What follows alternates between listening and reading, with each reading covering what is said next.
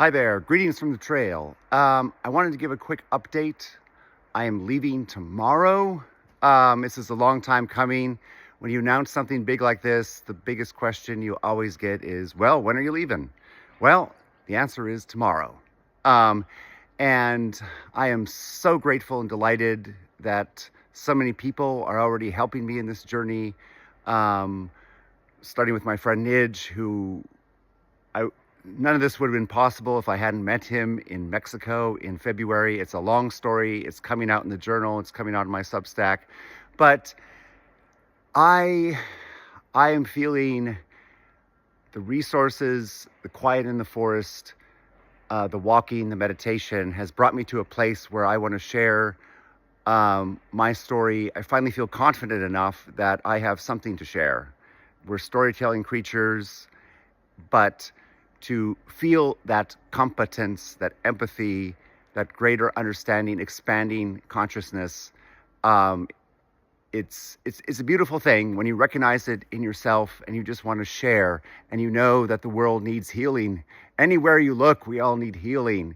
And my main message, this is my fifth decade, and I finally got to the bottom of why I didn't feel good so much of my life and why I was in conflict with myself and my surroundings.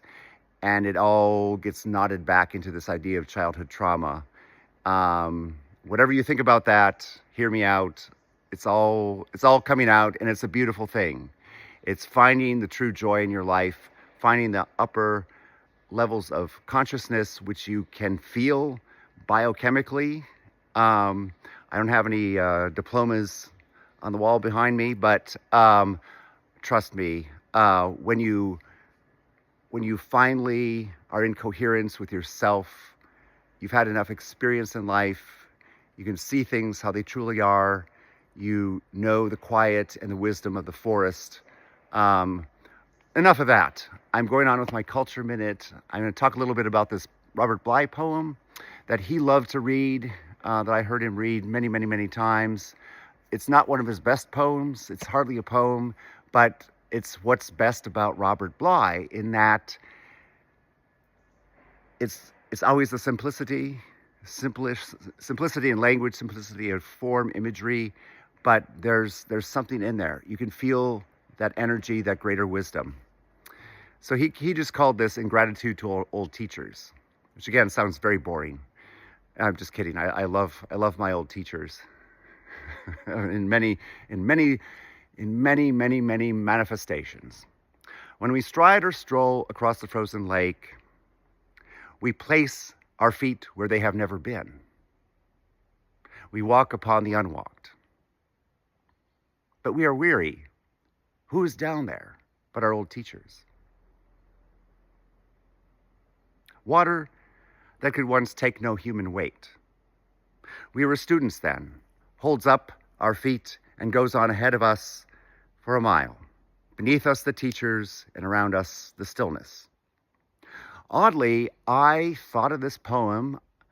It's always somewhere in my head. It's accessible. When Robert's read a poem a bunch of times, and then he doesn't just read it once, or he repeats lines, or he'll interject, or he'll say, "Did you get that? Maybe I should read that again." And everyone laughs at that. Anyone who knew him or who heard him read his poetry, you had that experience, and it's utterly charming. And it also helped you understand the poem more. Again, this line from the Spanish Jewish poet Yehuda Halevi, "You don't understand my words because you think they're too simple. Thus, they're actually too difficult. My words seem too simple to you, therefore they're too difficult." Ponder that one. But I like this poem, and it was the stillness. As we're all subjected to, no matter how high-minded we are or how focused we are, we see like random things in our feeds or on the internets anywhere. I saw this thing about, there's this little article about Marlon Brando and his life. I don't know.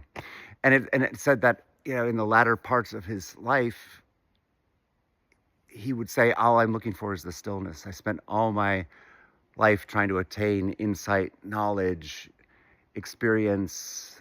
And now I'm spending years and years and years looking at the stillness, finding the stillness. But that's not what Robert Bly was really talking about in the poem. It's just a nice poem. And sometimes the best one is like, it's a theme, you know, it's universal. Anyone would say, you know, yeah, there was a teacher, there were a group of teachers that helped me so much in life, or there's one person who put me on this path and it's changed everything for me. It's wonderful. You know, it's a universal thing. So why would you have a poem like this? Sounds like, you know, anyone could write this. It's not interesting. The words aren't complicated, or, you know, it's not too musical, but it's like, but he brings in the lake, and like maybe you've never thought of it that way. So it's like you're placing yourself in the poem. And where I am in Sweden, it's, you know, obviously surrounded by forests and lakes, like my childhood. And I used to walk on the frozen lake.